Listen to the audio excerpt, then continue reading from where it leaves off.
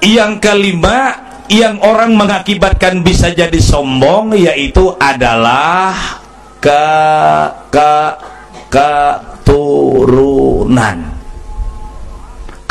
Arab. Nah, karena nyaman keturunan Arab bisa patah belakang. Laisal fata may yaqulu kana abi walakinnal fata may yaqulu ha anadha. Bukanlah, kata Rasul, orang yang istimewa itu, bukanlah orang yang hebat itu orang yang membanggakan leluhur dan keturunan, tetapi orang yang hebat itu ialah dia bisa ke dirinya sendiri. Ha anadha, ini aku siap pakai. Datuk Kubahari hafal Quran kan? Kalau panenian saurang abda ubis tuh sini sambil ma ayam aja, tikar purun aja hafal sih. Itu datu nini ikam. Toh, nang bakobo di ana tah.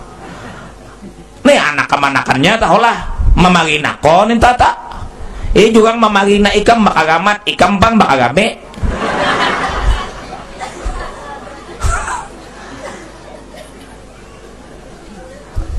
Bagaimana Syekh Abdul Qadir Jailani melihat coraknya manusia, sidin tawaduknya Syekh Abdul Qadir Jailani? Menurut Syekh Abdul Qadir Jailani, manusia ini terbagi jumlahnya 7. Nang kita temui hari-hari itu 7. Maka yang 7 itu adalah lebih hebat dia daripada aku. Ya Allah. Yang 7 itu lebih hebat dia daripada aku. Nang kita temui pertama orangnya alim, yang kedua kaya, yang ketiga tuha, yang keempat muda, yang kelima kanak-kanak, yang keenam gila, yang ketujuh kafir. Itu pasti setiap hari itu bertemu tuh. Alim, sugih, tuha, muda, kanak-kanak, gila, kafir. Setiap hari pasti bertemu dengan orang ini. Maka yakinkan, kata Syekh Abdul Qadir Jailani, yang 7 itu dia hebat, aku tidak. Lebih hebat dia. Iya, kita mudah kalau kita bertemu dengan orang alim, kita tidak. Lebih mudah kita mengaku dia lebih hebat. Tapi bayangkan kalau kita bertemu dengan anak kecil, kita bertemu dengan orang gila, kita bertemu dengan orang kafir, mengakui lebih hebat dia. Sampai di mana ilmu Syekh Abdul Qadir Jailani masuknya itu. Padahal Sultanul Aulia, titel Syekh Abdul Qadir Jailani itu dunia mengakui bahwa beliau adalah Sultanul Aulia. Makam beliau luar biasa, kedudukan beliau, pangkat beliau di sisi Allah luar biasa. Bahkan Syekh Abdul Qadir Jailani, kita sudah pernah bicarakan, pernah kalahi dengan malakal maut. Ayo besi sintakan bakalahi. Cerita sedikit. Pada ketika Syekh Abdul Qadir Jailani sedang majelis taklim, beliau tampak kontak daripada perkataan beliau tanpa kontrol, karena jazabah ilahiyah langsung datang dari Allah. Dalam pengajian seluruh yang hadir, pengajian Syekh Abdul Qadir Jailani lebih puluhan ribu satu kali. Waduh, timbul pertanyaan, di zaman dulu kan tidak ada alat pengeras suara, yang hadir puluhan ribu. Salah satu di antara karamat Syekh Abdul Qadir Jailani, orang yang banyak itu di mana aja, di ujung mana aja, mendengar seperti beliau di depan. Karamat beliau. Jadi yang di ujung sana sama di depan Syekh Abdul Qadir Jailani, suara tuh menyatu. Dan satu lagi karamat beliau, yang hadir di majelis taklim beliau itu, yang tuli pun waktu itu mendengar. Ada istirahatnya tuli, tapi setelah pulang dari majelis itu tuli pulang.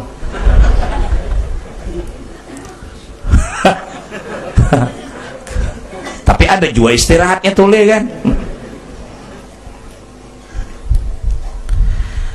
Ucapan dan omongan beliau, hai seluruh hadirin dan hadirat, siapa di antara kalian ada permohonan yang sudah lama permohonan kepada Allah tidak kabul, tolong datangi aku akan memintakan sama Allah Ta'ala.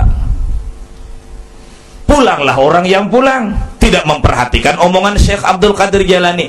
Ada satu orang ada satu orang di majelis itu, seorang perempuan yang lakinya sudah masih 2 hari meninggal. Suaminya meninggal barusan 2 hari.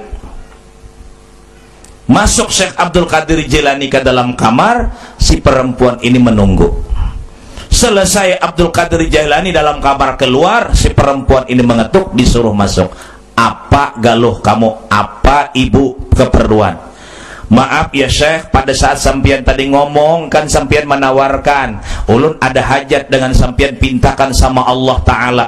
Coba kan yang mengabulkannya Allah Ta'ala. Tetap Ahlus Sunnah wal Jamaah kan begitu. Bukan Abdul Qadir Jailani yang mampu mendoakan itu, yang mengabulkan. Tetap Allah, tapi yang memohonnya ini tadinya syirik bang itu. Syirik itu dasar kada dapat kitab juga, tapi tahu juga ilmunya. Bapak aja kita bailang aku kubur minta nang apa minta. Kadinya orang meminta ke kubur tetap meminta kepada Allah. Kuntu nahaitukum an ziyaratil kubur fazuruha. Lalu si perempuan tadi apa? Kan sampian ngomong tadi, siapa ada hajat, baik hajat dunia ataupun hajat akhirat, lama tidak kabul, maka pinta saja, lapor saja sama aku memintakan Allah. Nah kebetulan Syekh, suami ulun barusan 2 hari meninggal. Tolong pinta akan lawan Allah supaya hidup laki ulun. Allahu Akbar, ini kada ini di luar jangkauan ini. Tunggu kata beliau, insya Allah dikabulkan Allah. Masuk dalam kamar, sembahyang 2 rakaat, minta kepada Allah, salam. Apa yang terjadi? Beliau naik ke atas, terbang. Allah, wele jauh gak muntai tagabang. Nah, hatta ghaba anha, sehingga si perempuan tadi kada melihat lagi di dalam rumah tuh, kada terbang. Jangan bingung. Kikuk kikuk kikuk. Jaka tingkir. Itu aja kada bingung, ini apalagi ini wali, makin kada bingung lalu. Kikuk kikuk kikuk. Rupanya aja gurunya melihat juga. Pian aja anak melihat, ulungan anak melihat juga. Den. Kikuk kikuk kikuk. Muar banget aja kok. Nang parut ganal nih anak makan terus gawe. Kikuk kikuk. Kan hafal ulun. Rupanya nonton seberataan juga. Nang mana tertawa tuh nonton berataan tuh kan habis seberataan dia. Kikuk kikuk.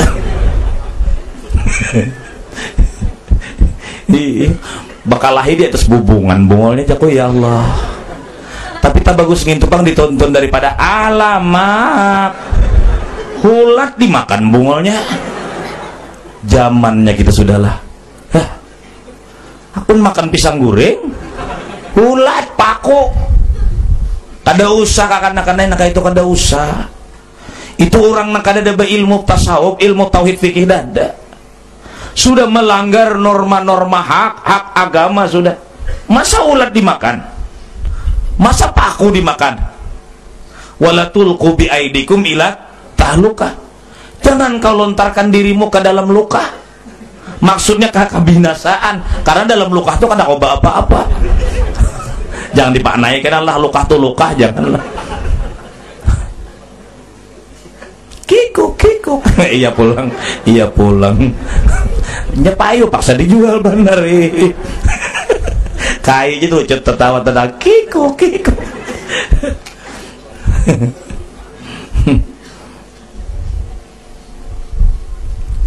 Menemui malakal maut di langit. Di langit yang ke-7 bertemu dengan malakal maut. Dalam riwayat roh yang dicabut malakal maut itu 3 hari dalam kantongnya dulu. Bakantong sih dia. Lalu Syekh Abdul Qadir Jailani bilang, "Hei malakal maut, bawa ke sini roh si Ano bin si Ano." Kata malakal maut, "Apa urusan nenek? Kau tahu nggak fungsi aku sebagai seorang malaikat? La ya'sunallaha ma amarahum wa yaf'aluna ma yu'marun. Aku tidak berbuat terkecuali atas dasar perintah dari Allah Ta'ala. Mencabut roh itu bukan sembarang, bukan semau aku, itu perintah Allah. Ngapain saya kamu?" Oh, rupanya malakal maut orang Jakarta ya. Pokoknya kata Syekh Abdul Qadir Jailani, bawa ke sini. Jangan banyak ngomong, bawa ke sini. Pokoknya aja malakal maut tidak mau. Pokoknya kata Syekh, bawa ke sini. Ini keduanya pokoknya, modalnya sudah nggak tahan lagi ini. Lingah malakal maut. Rupanya lingah melihat, kenapakah? Cap ke kantong, cap, tarik, tak, acak, carik, robek kantong malakal maut. Itu ada kitab yang membicarakan. Menyalahkan itu kan ada isi kitabnya. Masa orang negara tapi anu menyalahkan, tuh salahkan jaka tingker tuh, jaka tarup tuh, salahkan itu dulu. Nah apa menyalahkan orang wali itu kada bingung kita. Orang nama maksiat aja kawa baga ganjil pekerjaannya, sehingga roh tadi menyebar dan karunia. Nang mana orang rahatan memandii, kembali rohnya bangun. Malakal maut marah, ya Rob, ini hambamu berani mencarikan, merobekkan kantongku. Ujar Tuhan, jangan disariki, jangan dimarahi, dia pangkatnya tinggi di sisi aku. Bagaimana ya Allah, roh nang sudah sabak nang keluar ini, nang sudah menyebar ini, jatuhan cabuti bahasa. Nang rahatan bangun cabut, mati pulang. Tak tinggal nang satu tadi. Kembali Syekh Abdul Qadir Jailani ke bawah, dan ketika persahapan sejadah ngomong sama siapa? Perempuan tadi. Kau silahkan pulang, suamimu dalam kubur hidup. Cepat keluargamu tabuk, bongkar, dia masih dia keadaan hidup. Dibongkar, ditabuk, kemudian kelihatan dan dia hidup, dan hidupnya beberapa puluh tahun lagi. Itu keramat terbesar dari Syekh Abdul Qadir Jailani sampai kelahi lawan malakal maut. Orang yang sebesar ini mengaku paling hina. Kalau kita bertemu, kata beliau, dengan orang alim, lebih hebat orang alim daripada kita, mudah. Kalau kita bertemu dengan orang kaya, lebih hebat orang kaya dengan kita, mudah. Kalau kita bertemu dengan orang tua, lebih hebat orang tua daripada kita. Orang tua lama hidup di dunia, sedangkan kita tidak lama. Berarti beliau banyak mengerjakan kebaikan. Bertemu dengan anak muda, lebih gagah dia beribadah daripada aku. Bertemu dengan anak kecil, lebih hebat dia karena dia tidak punya dosa, sedangkan aku banyak dosa. Bertemu kita, kata beliau, dengan orang gila, lebih hebat dia daripada kita karena dia gila, tidak dicatat segala apapun yang diperbuatnya. Orang gigilaan mulai lagi halus sampai ke tua gigilaan itu surga, nama hulur-hulur neraka. Lebih hebat orang gila daripada aku. Kenapa? Sebab dia gila tidak dikenakan sanksi, hukum tidak berlaku dengan dia. Rufi'al kalam an thalathin 'anil naimi hatta yastayqadha wa 'anis sabiyyi hatta yahtalima wa 'anil majnun hatta yufiqa. Dia gila kan tidak ada dapat apa-apa. Bertemu dengan orang kafir, lebih hebat orang kafir daripada aku. Di mana masuknya? Dia tidak bisa dikatakan dulu kafir, walaupun dia kafir. Yang namanya kafir, matinya dalam keadaan kafir. Kalau dia masih hidup, siapa tahu pada ketika hendak sakarat, la ilaha illallah Muhammadur Rasulullah, atau asyhadu an la ilaha illallah wa asyhadu anna Muhammadar Rasul. Siapa tahu pada akhir hayatnya dia beriman. Di situ masuknya pengakuan batin Syekh Abdul Qadir Jailani agar jangan sombong kita hidup di dunia. Lalu bagaimana cara membasmi sombong? Agar supaya jangan sedikit pun berbau dalam batin kita ini sombong, bahwa kita lebih hebat dari orang lain.